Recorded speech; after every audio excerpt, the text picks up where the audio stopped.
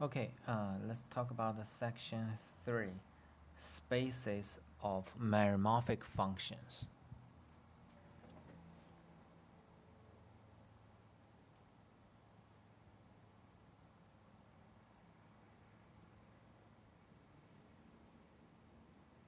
Meromorphic.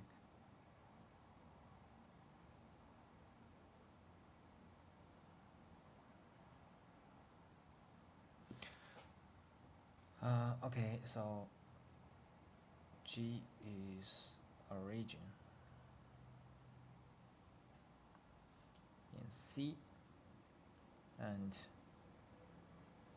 F is a meromorphic function.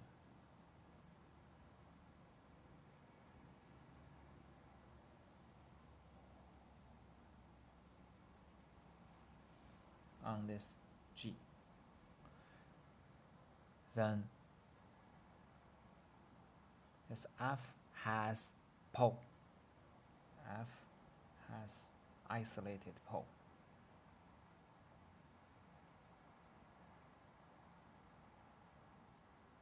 Be careful, it has to be isolated. F has isolated pole. And in this case, if you still talk about, so here, if we still consider F from G to C, then F is not totally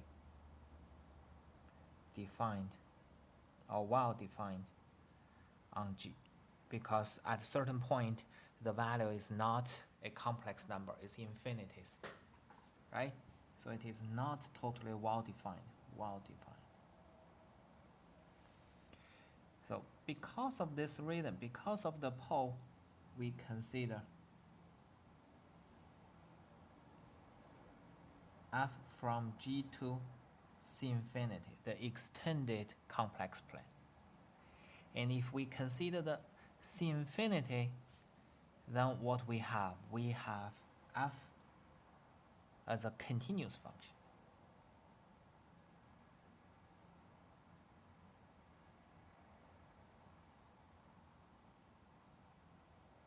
Okay, F is a continuous function.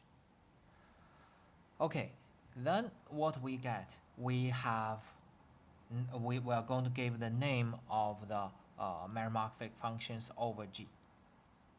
Okay, so here let Mg be the set of all meromorphic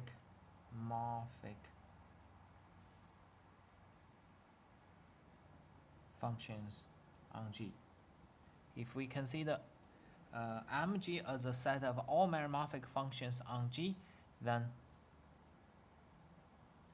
Mg is considered as a subset of Cg C infinity. It is considered as a subset of a Cg C infinity. Remember, in the last section,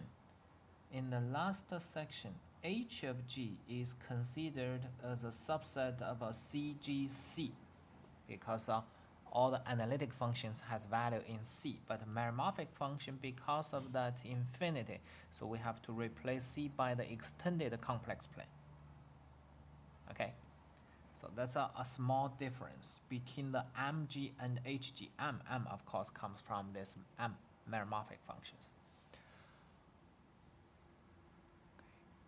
Okay, all right, so here let's recall the metric defined over the C infinity. So this metric was discussed in the chapter 1, which we didn't discuss. We take it for granted. So now here let's recall or review the metric over the C infinity. The metric on C infinity is defined by the following thing.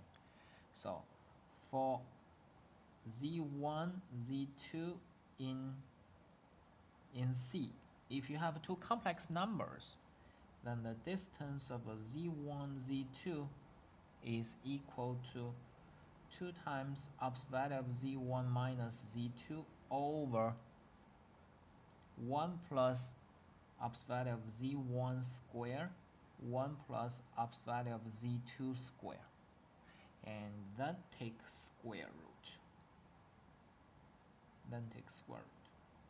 Okay?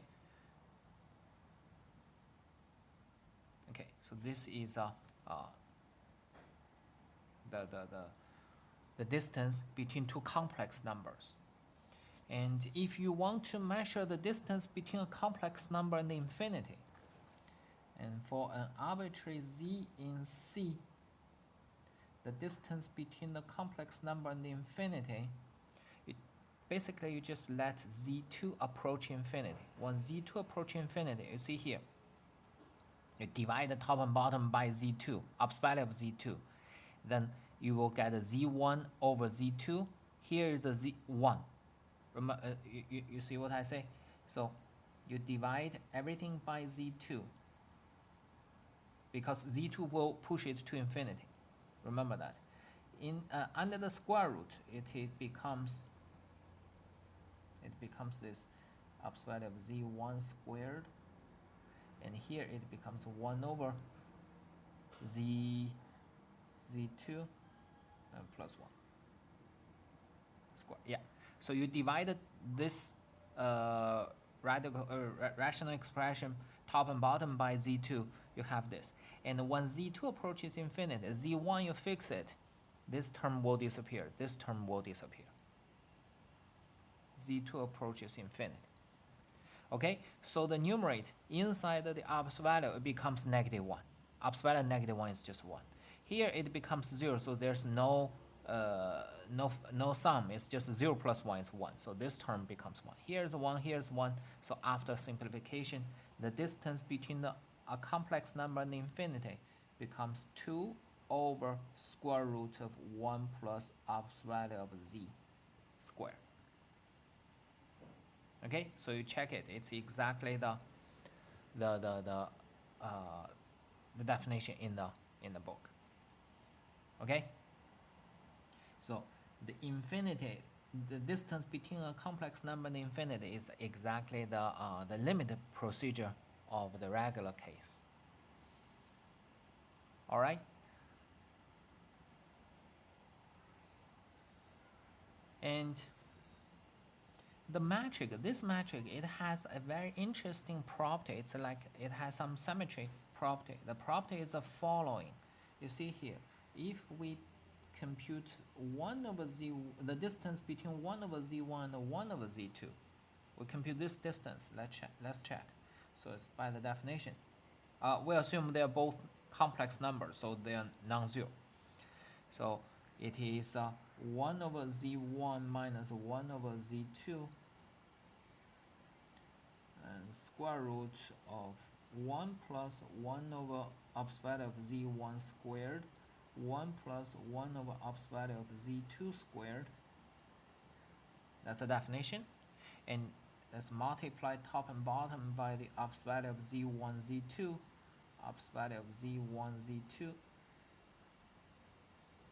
Okay, we multiply top and bottom by the same quantity, and in the numerator you cancel, you will get a z2 minus z1. The denominator, when you move this into the square root, the z1 ops value becomes z1 squared times this.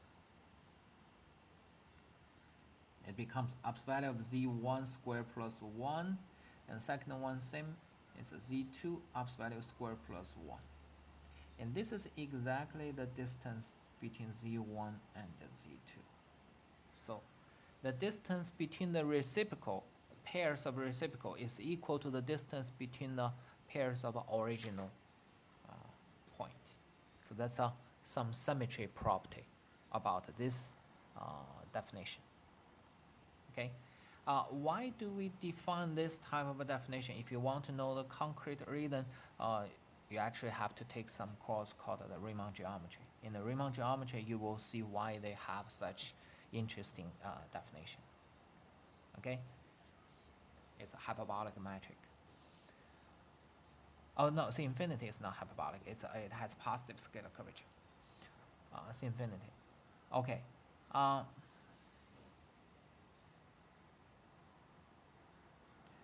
Okay. The extreme case is that one is z. One of them is 0. So one z2 is 0. You will have the metric d z and the 0 is equal to d1 over z and the infinity. You check that. You have the formula distance between z and 0. You plug in here, and you check this distance between 1 over z and the infinity. They equal to each other. This is also the extreme case of a general case z1, z2, and 1 over z1, 1 over z2. Okay, so that's the symmetry. That is the symmetry. Okay, and if another property, this is a definition. After definition, this remark. Remark 1. Remark 2 is that if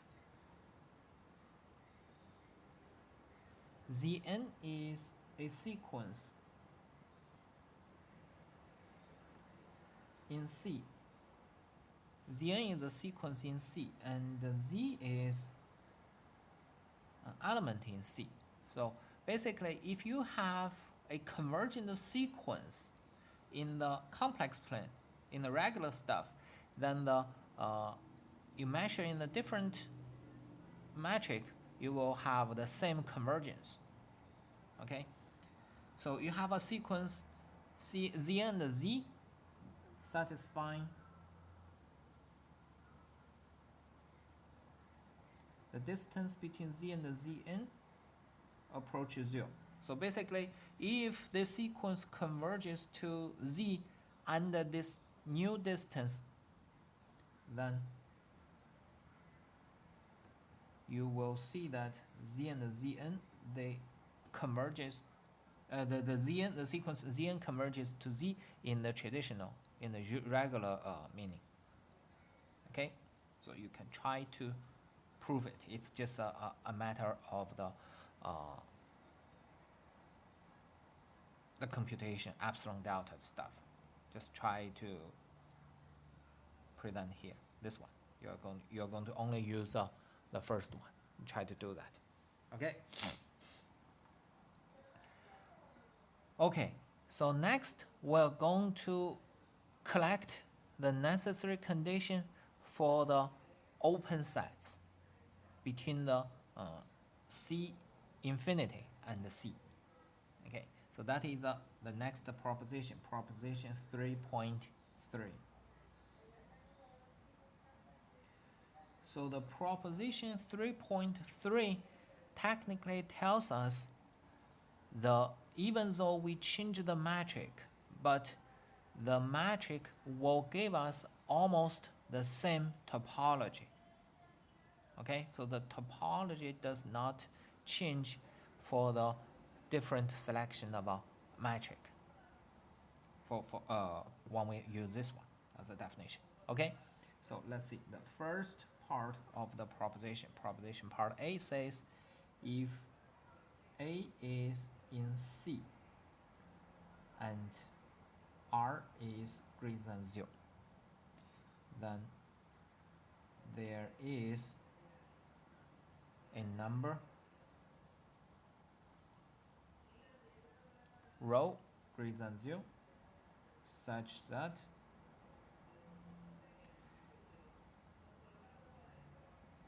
the ball centered at A with radius rho, you see here, whenever you have a radius, it depends on the metric you choose. Assume here, when we put the infinity as a subindex, we mean it is the metric D, defined like this. This is contained in the disk centered at A with radius R. Okay? That's the first one.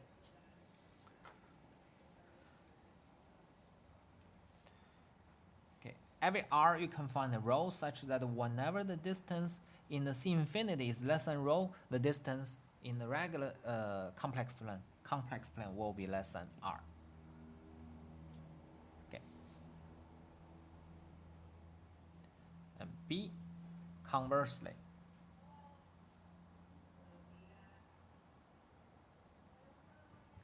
if rho is greater than 0, given, and a point C in the complex plane, then there is a number R greater than 0 such that the ball centered at A with radius R is contained in the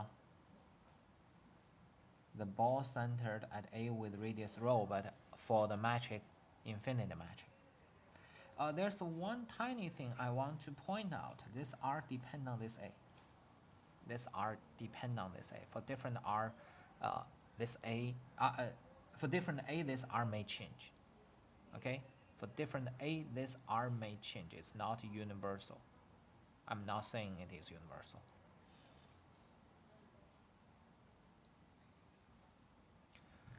It's not uniform. Okay, so C.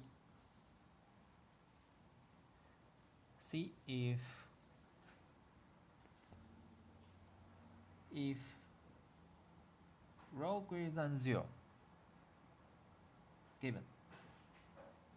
So here, the first two parts of the proposition 3 and 3.3 is about the open disk of a general complex number, a general complex number A.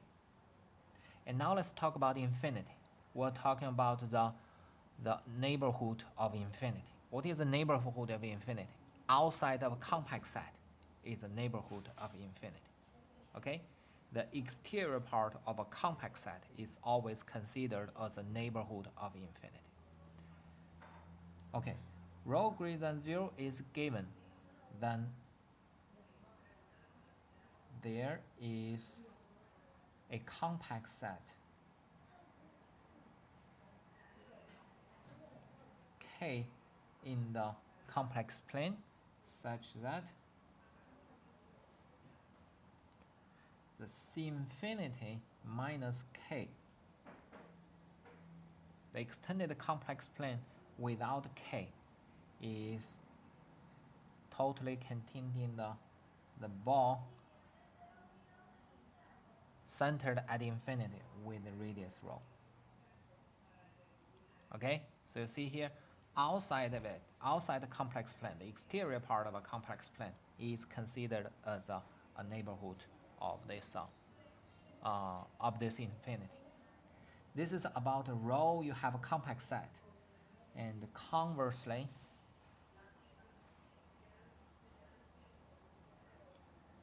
if a compact set K in C is given, there is a number rho greater than 0 such that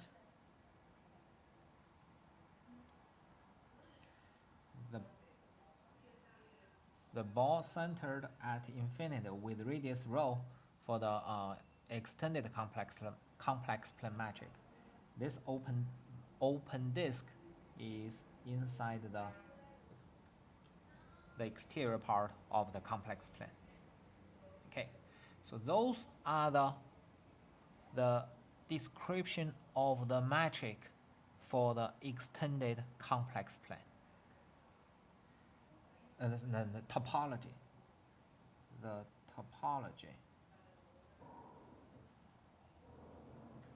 of C infinity. What is the topology of C infinity? the topology of C infinity is the same as the topology of C when we talk about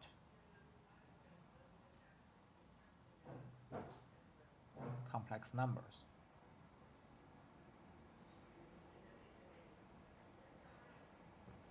And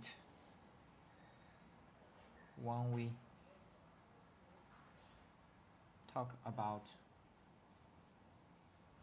infinity, its neighborhood is the complement of compact sets. Okay, the complement of compact sets will be the neighborhood of infinity. Complement of a compact set will be the neighborhood of the infinity. Okay, so that's the topology. The proposition 3.3 is about the topology. Okay, so now let's start to talk about the M of G. Remember, M of G is considered as a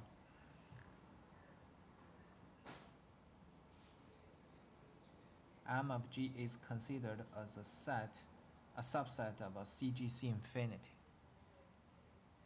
In CGC infinity, the constant function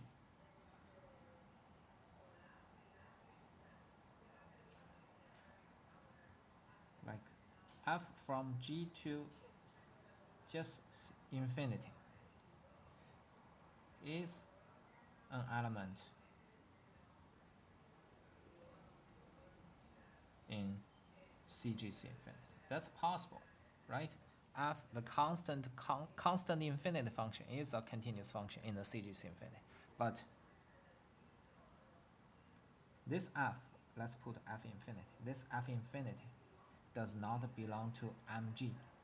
Why it does not belong to Mg? Mg is a meromorphic function. Meromorphic function only allow isolated singularities.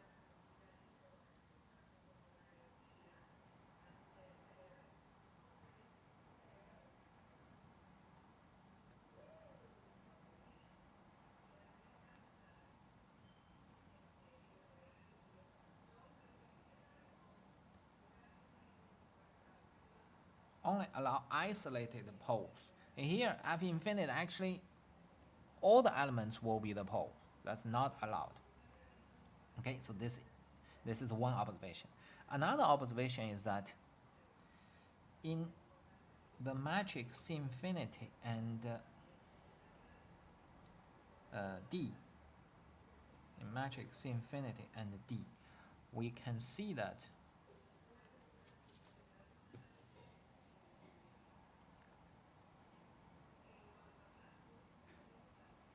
the sequence n in the set of natural numbers converges to infinity.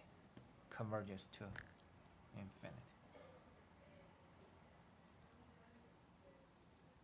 Okay? N will converge to infinity.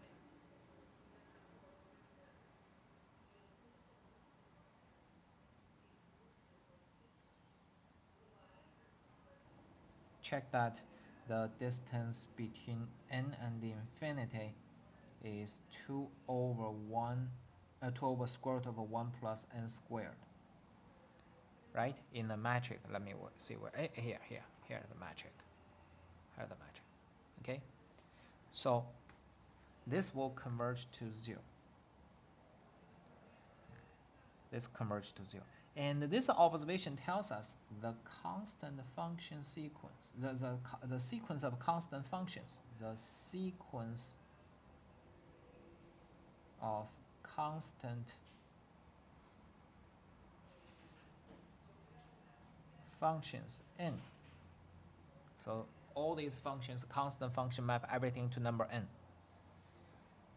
Converge converges to F infinity in CGC infinity. Okay? But this F infinity does not belong to MG. So what does it mean? It means that MG is not closed. MG is not closed in CGC infinity.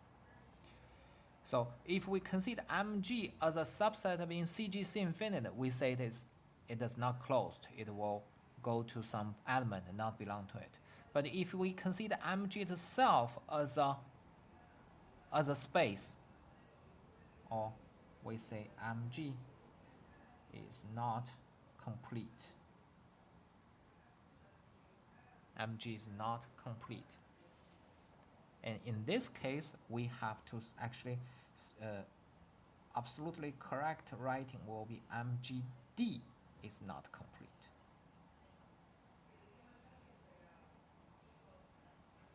We must use this metric, and under this metric, this constant function n will converge to infinity. Okay, so this is a one observation. Remember that HG is complete. HG is closed in CGC. HG is complete, and the limit of analytic function is still analytic function, but MG has a hole. Okay, so it is not complete, and we have this example. Fortunately, this is a unique example. If it is not this situation, this sequence will always converge to a meromorphic function. Okay, so the next theorem tells us, even though we have an example like this, but we can claim this is the unique worst example.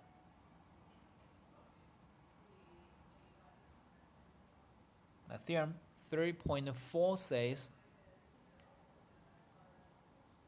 let Fn be a sequence in MG, and suppose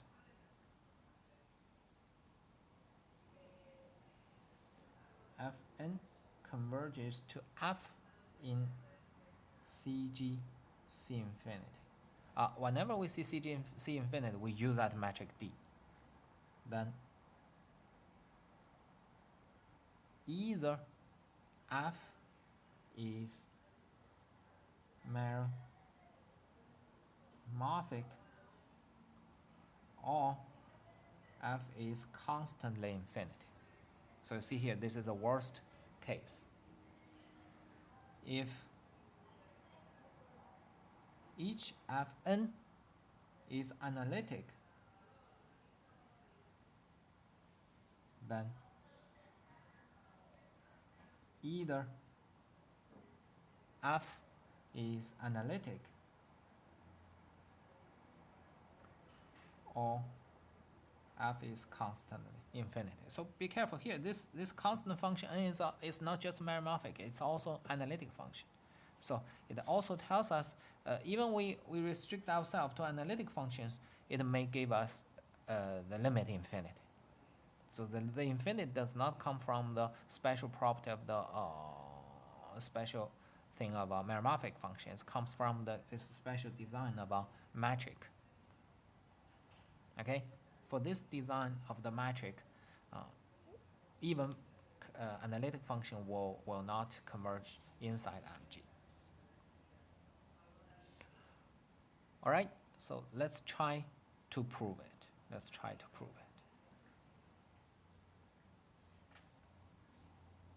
Okay.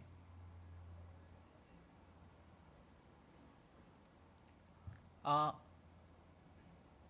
course, if f is constant infinity, nothing we prove. That's one case. If f is not constant infinity, if f is not constant infinity,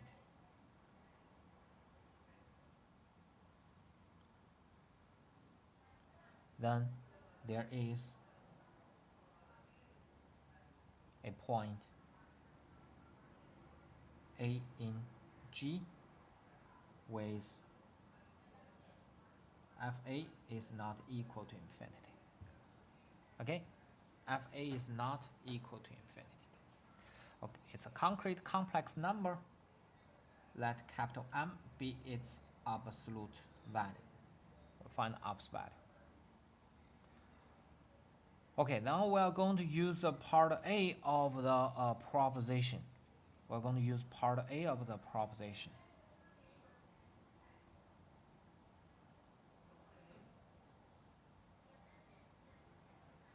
Proposition 3.3. We have, for every R you have a row, right? Every R you have a row. Now this R is M. So we can find a row, a number row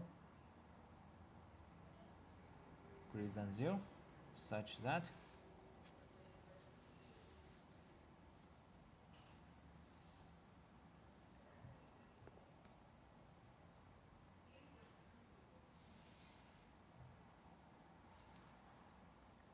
the ball in the C infinity centered at FA with radius rho is contained in the ball centered at FA with radius M. M is at R. Okay, so it's very close. It's this disk is inside the bigger disk. Okay, so remember, we have convergence in CGC infinity. Fn converges to F in CGC infinity. So they're talking about the metric infinity metric. So there is an integer n. Let's call it n0. The textbook uses n0, such that for all n greater than or equal to n0, the distance, this is the d we used. Fn of a and f of a is less than 1/2 of rho. So we want it to be even closer for all n greater than n0. All right, so for all n greater than n0. Okay, so this is one condition because of convergence. Another thing is that, remember, whenever you have a compact set, then it has a convergent subsequence, right? Every sequence has a convergent subsequence. Okay, in a compact set,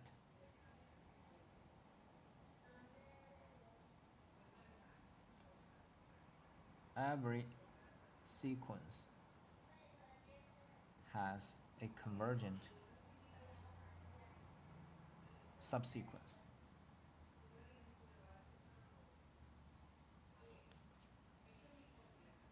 Okay, and the other way, a convergent sequence with its limit forms a convergent sequence with its limit forms a compact set.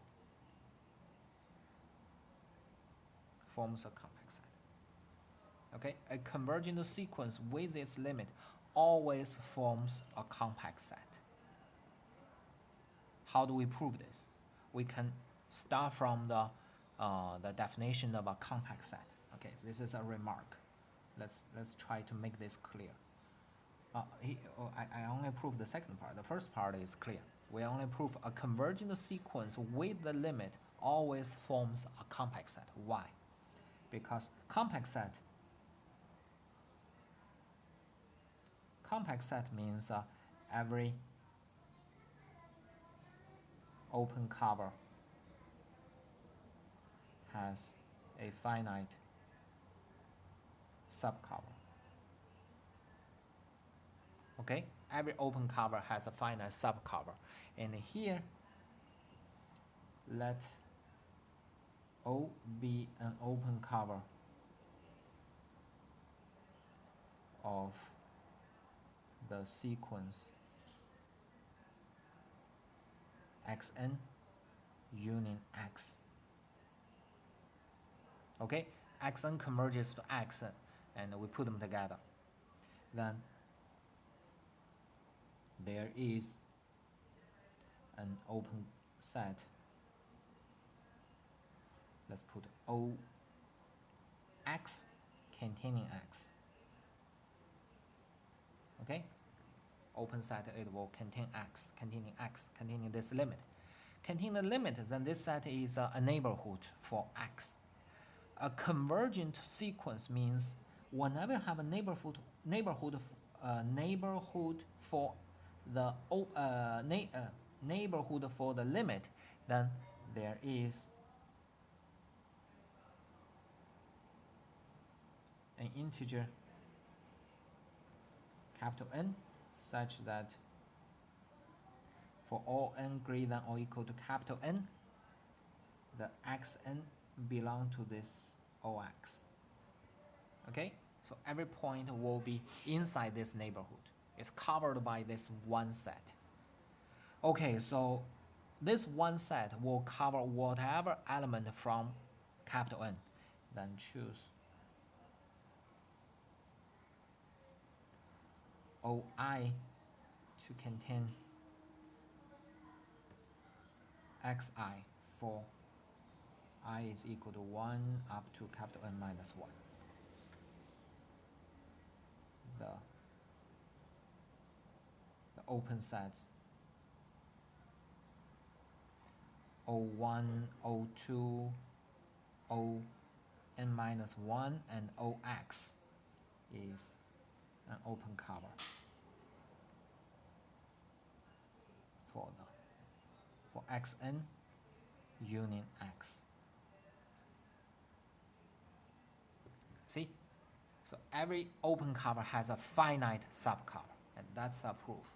So whenever you have a convergent sequence with its limit, they form a compact set. Okay. Convergent sequence with a limit form a compact set. Okay, so I inserted this part because in the next sentence it says the sequence f, f1, f2. You see, this is a convergent sequence with the limit is compact in CGC infinity. Okay, the author assume you know how to get this result. Okay, so convergent sequence with the limit form a compact set in CGC infinity. Whenever it's compact, remember the Asela-Scully theorem.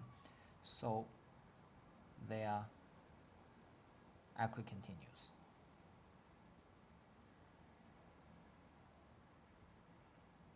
They're equicontinuous. Okay? Remember Asela-Scully theorem. So here we use Asela-Scully theorem. Compact set in the CG omega.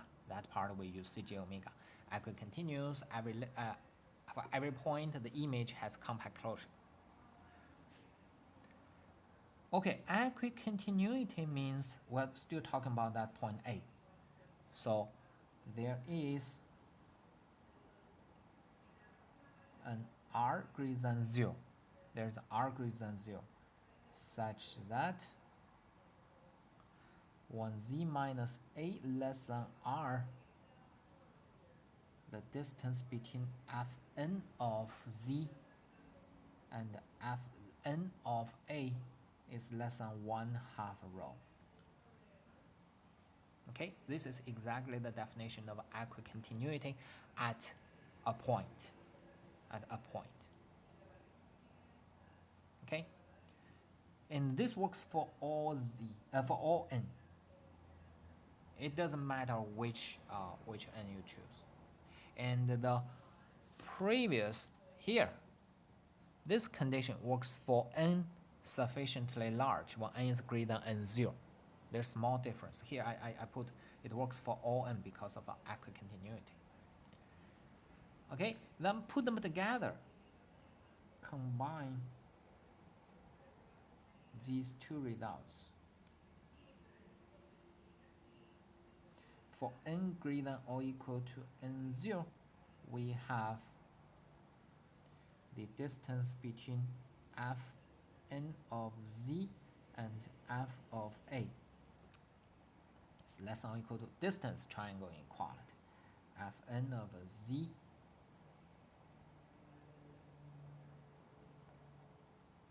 and Fn of a plus distance Fn of a, f of a. This is less than 1/2 rho. This is less than 1/2 rho. It's less than rho. So Fn of z is included in Fa with radius rho. Okay? So Fn of z belongs to the ball infinity ball centered at Fa containing rho, and this, remember the selection of rho, it is inside the ball centered at Fa with radius m.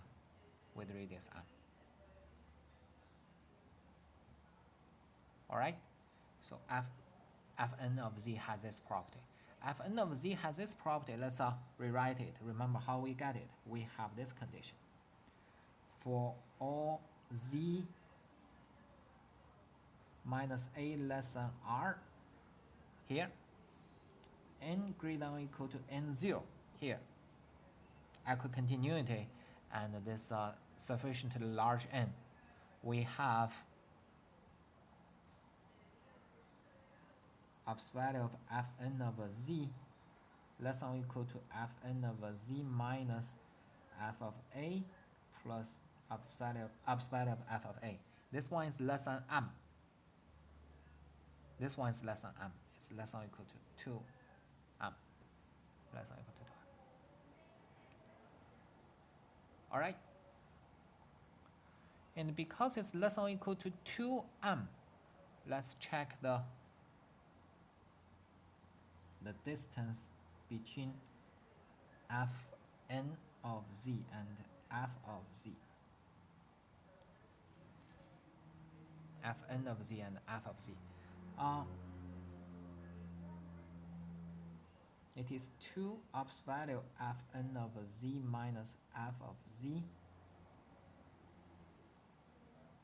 over square root of 1 plus upper value Fn of z squared 1 plus upper value of f of z squared.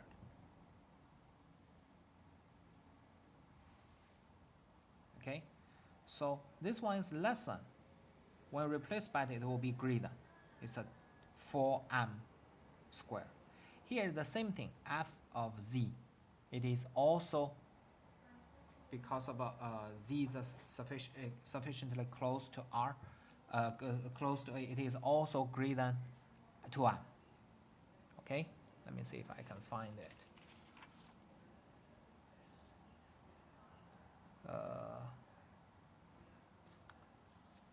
No, you just use the limit, you can get it. Okay, so here, this one, you pass this limit, you will also get f of z, upper value of f of z is less than or equal to 2m, just by the limit process. Okay, then this implies it's greater than or equal to 2 upper value Fn of z minus f of z over, here's 1 plus 4m squared, here's 1 plus 4m squared, and take square root is 1 plus 4 capital M squared. Okay, so that's how you get this inequality. For here, for all z in the closed ball centered at A with radius r, here, r is here, and n is greater than or equal to n0. Okay, so the continuity is used here.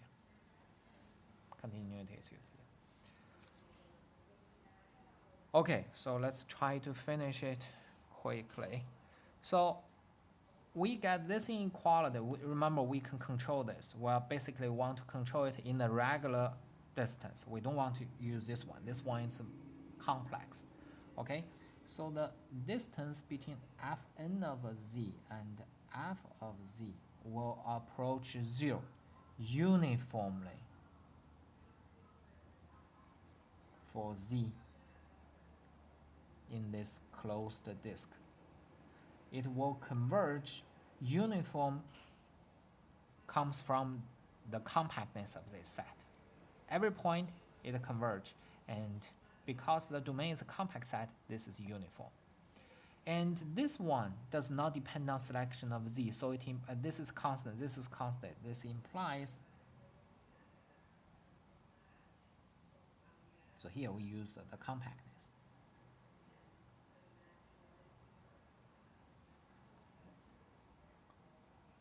We use the condition, it is a compact set. This implies that the Fn of z minus f of z converge to 0 uniformly.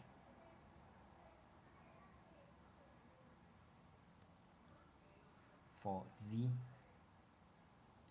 in the closure centered at A with radius r. And of course, n greater than or equal to n0.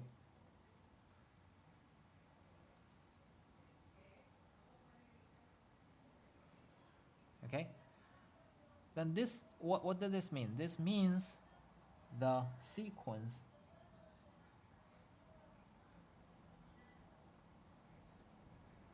Fn has the tail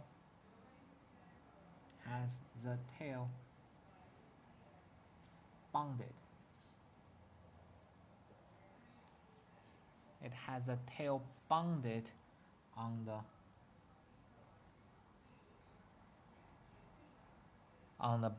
the ball BAR. Why it is bounded? Because you see here, Fn of z is going to be always less than this. Right? This one uniformly converge to 0, and this one is one function. So one function, it is uniformly bounded. It is bounded over compact set, not uniformly bounded. It's bounded over compact set. So it implies the whole thing will be bounded over this compact set. Okay? So it has bounded the tail on the closed ball. Then here we just use the open ball. It's bounded on the open ball. Then bounded, it's impossible to have infinity. So Fn has no pole. Fn will have no poles. And Fn is analytic. Fn is analytic near z equal to a for n greater than or equal to n0. Okay, so it is analytic, and it converge to the converge to the function f. Then f is analytic.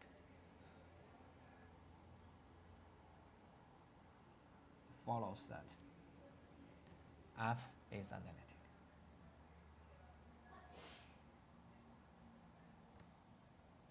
In the disk about A. So it means if A is a good point, then around A is going to be a good point. Right? If Fa is not infinite, A is not a pole, around it is not going to be a pole. Okay, so that's basically what the first part of the proof tells us. An analytic point in the neighborhood is going to be analytic.